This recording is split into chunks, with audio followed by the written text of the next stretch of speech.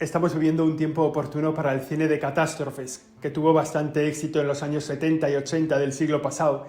El Coloso en llamas, ¿no? el gran edificio que se hunde por un incendio, o el barco este que se hunde también en el mar. Bueno, cine de tragedia, cine de catástrofe. Si nos asomamos a los periódicos cada día, esto de la pandemia, o esto que ha ocurrido hace unos días en Madrid, ¿no? Con la gran nevada, el colapso de las comunicaciones, nos harían pensar en que se está acercando el final de los tiempos, el apocalipsis que está cerca. Y entonces tenemos que vivirlo con un poco de serenidad, con un poco de calma. Para eso está la celebración de la Eucaristía cada domingo, para vivir en paz de Dios, la presencia del Señor que nos dice que Él es fiel, que Él no nos abandona, que Él está siempre con nosotros. Pero este domingo, cuando vayamos a la celebración de la Eucaristía, tenemos que estar preparados para la primera lectura, que es la lectura de Jonás, que llega a la ciudad de Nínive y que les anuncia directamente: dentro de 40 días esta ciudad será destruida. Es lo que nos faltaba por escuchar, la amenaza de Jonás sobre Nínive, que alguno se la coja con una cierta aprehensión y piense que lo que va a ser destruida es la ciudad en la que vivimos cada uno de nosotros. Bueno, no es verdad, no va a pasar eso así, en principio no está previsto que eso pase así, pero la lectura de la palabra de Dios también tiene enseñanzas para nuestra vida aquí y ahora.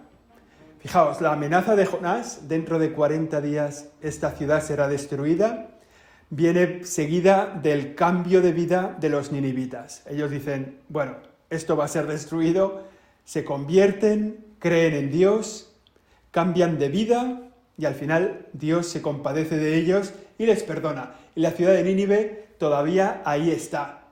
El Señor cumple sus promesas, le perdona la vida a la ciudad y a los ciudadanos y ahí se mantiene.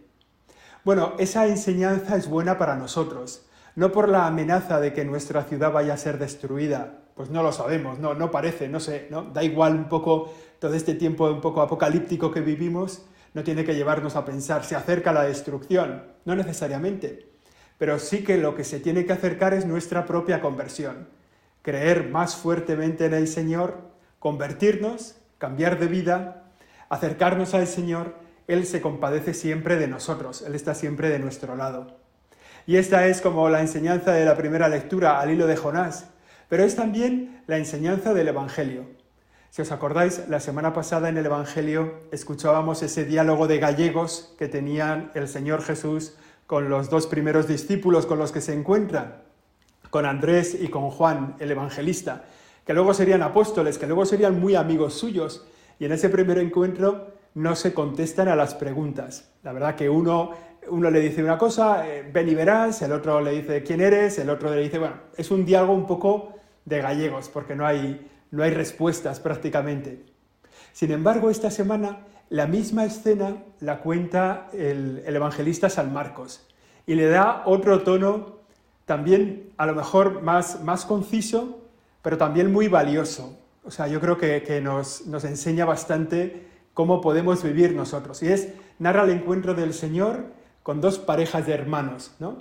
Andrés y Pedro, Santiago y Juan. Son dos parejas de hermanos que están ahí a las redes, cada uno haciendo lo que les corresponde a su condición, a su familia, y a cada uno de ellos el Señor les invita a venir con Él.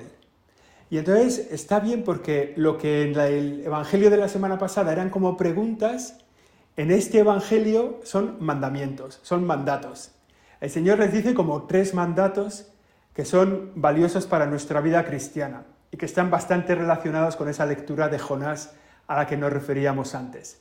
3 mandatos del Señor: convertíos, creed, venid, ¿no? Esas son como el resumen de las palabras del Señor a estas dos parejas de hermanos con los que se encuentra a orillas del lago de Genesaret. Convertíos, creed, venid. El primer mandato se lo dice el Señor: está cerca el reino de los cielos, convertíos y creed en el Evangelio. Está cerca el reino de Dios. Él mismo, Jesús, es el reino de Dios. Convertíos, tenéis que cambiar de vida, tenéis que creer en la buena noticia. Este mandato del Señor lo repite la Iglesia durante siglos hasta nuestros días. No tiene nada que ver con la pandemia, no tiene nada que ver con la nevada, no tiene nada que ver con las heladas, lo que tiene que ver es con nuestra propia vida. Si queremos ser felices, tenemos que convertirnos, que cambiar, que convertirnos es verternos sobre nosotros mismos, ¿no? Darnos la vuelta a nosotros mismos y creed en el Evangelio. Conviértete y cree en el Evangelio. Las palabras que escucharemos dentro de un mes y poco, el día de miércoles de ceniza, ¿no? Conviértete y cree en el Evangelio. Pues están tomadas del Evangelio de este domingo que escucharemos en la celebración de la Eucaristía. Conviértete primero, cree en el Evangelio después y luego venid conmigo. Esas son como las 3 palabras que dirige a los apóstoles, a los que luego serán sus apóstoles. Ese venid conmigo les dice, yo os haré pescadores de hombres. Es un ejemplo que los